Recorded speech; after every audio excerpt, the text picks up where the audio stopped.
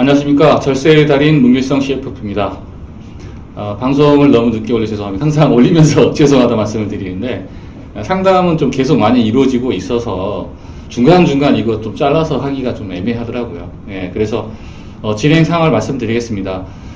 말씀드린 대로 그 꼬마 빌딩을 최초에 상담했던 분은 이제 부모님께서 확실히 이제 주시기로 결정을 하셨고 진행을 쭉 했습니다. 진행을 쭉 했는데 그분께서 뭐 저 말고도 다른 뭐 세무사님 뭐 유명하다는 분들 이렇게 만나셨다고 하더라고요. 그런데도 불구하고 아주 기본적인 뭐 이야기밖에 안 하더라. 그리고 메일로 상담을 하기로 했었는데 뭐 그것도 잘 진행이 안 되고 굉장히 답답하다라고 말씀하시더라고요. 저 같은 경우에 상담을 진행하면서 여러 가지 궁금하신 사항, 그동안 진행됐던 사항들 말씀을 다 드리고, 고객님의 어떤 니즈라든가 팩트를 다시 이제 추가적으로 접수를 합니다. 그리고, 고객님이 기준 시가를 가지고 많이 생각을 하고 계시더라고요. 그래서 꼬마 빌딩은 이제 그렇지 않다는 부분도 세법과 관련된 내용 말씀을 드렸고요. 그래서 이제 저희 같은 경우에는 이제 탁감도 진행을 해서 고객님께 현재 기준시가와 현재 시세, 재략적인 시세에 대해서도 말씀을 드렸습니다. 그리고 그러면 어떻게 증여세를 절세할 것인가에 대한 부분도 같이 상담을 드렸고요. 지속적으로 메일로 주고받으면서 또 전화 상담도 하면서 계속해서 진행을 했습니다. 하지만 안타깝게도 이분께서는 아직 결정을 못 내리고 계신 상황이고요. 뭐 다른 뭐 방법을 또 찾고 계시거나 그렇게 하시겠죠. 그렇게 됐습니다만은, 제가 항상 말씀을 드리지만 이 증여는 수증자가 받는 사람이 내가 정말, 부모님 주시기로 했다라고 해도, 항상, 상황에 따라서 이렇게 잘 안 되고 어그러지는 경우도 많이 있습니다. 뭐 100% 준다라고 하셨다가도 또 어그러지는 경우도 있고요. 또 이제 세금이라든가 각종 본인이 생각했을 때 어떤 소득세가 늘어나는 부분, 이런 부분도 있거든요. 그래서 굉장히 좀 고려를 많이 해야 되는 부분이 있고요. 이분 같은 경우에는 이제 무엇보다도 그 빌딩에서 나오는 소득이 좀 큰 금액이었습니다. 근데 이 금액이 결국은 이제 증여되게 되면 자녀의 소유로 넘어가게 되고 거기서 발생되는 임대소득을 또 자녀로부터 받아야 되는, 그러면 또 증여가 될 수도 있잖아요. 물론 생활비는 뭐 증여세가 없다라고 하지만 이 규모가 크지 않습니까? 금액이, 임대소득이. 예, 그래서 어디까지가 생활비냐, 이런 부분도 좀 이슈가 있지 않습니까? 그래서 굉장히 또 세금의 문제, 그 다음에 임대소득에 관련된 문제, 이런 복잡한 문제가 좀 있었어요. 그래서 증여는 이제 반드시 해야 된다는 부분은 공감을 했지만 이런 그 여러 가지 부분들 때문에 좀 고민을 많이 하시게 됐고요. 수수료 부분도 마찬가지입니다. 제가 항상 말씀을 드리죠. 컨설팅 했을 때 뭐 기본적으로 내가 다른 세무사를 찾아갔는데 뭐 1,000만 원 정도 절세가 된다. 수수료는 뭐 10만 원이나.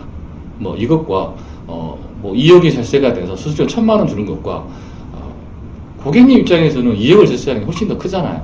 수수료를 좀 부담스러워 할 수도 있다. 고객분께서는 좀 그렇게 좀 말씀을 드리고 싶고요. 다만 절세 금액이 클수록 수수료 부담은 오히려 더 적어진다는 부분에 대해서 조금 알아두실 필요가 있을 것 같습니다. 자, 최근에 제가 상담했던 분 중에 한 분이 증여를 실행을 하시게 되었습니다.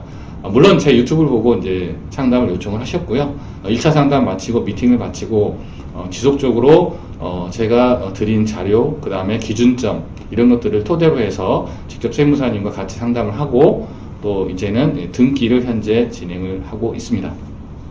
자, 이분 같은 경우에는 임대사업자잖아요. 부모님이. 그래서 거기에 대한 포괄 양수도, 여기서 증여에서 항상 중요한 게 뭐냐면 기존에 부모님이 갖고 계신 대출에 대한 승계의 문제가 항상 있습니다. 그래서 대출을 그대로 승계를 받을 수 있을 것이냐, 뭐 더 받을 수 있을 것이냐, 이런 이슈의 문제가 있기 때문에 사전에 철저하게 조사할 필요가 있고요.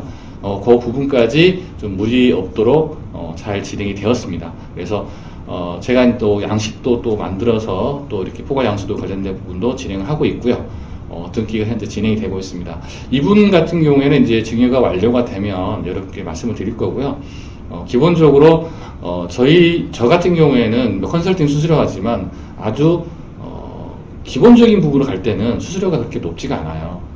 뭐 부동산 등기는 당연히 법무사님의 수수료 정도인데 제가 제 네트워킹을 활용하니까 훨씬 더 싸게 할 수도 있고요. 또 세무사님도 마찬가지입니다. 그래서 제가 업종 평균을 수수료 평균을 다 알고 있기 때문에 오히려 저를 통해서 하시게 되면 기본적인 전문가에 대한 수수료는 굉장히 싸다라고 말씀을 좀 드릴 수가 있을 것 같습니다.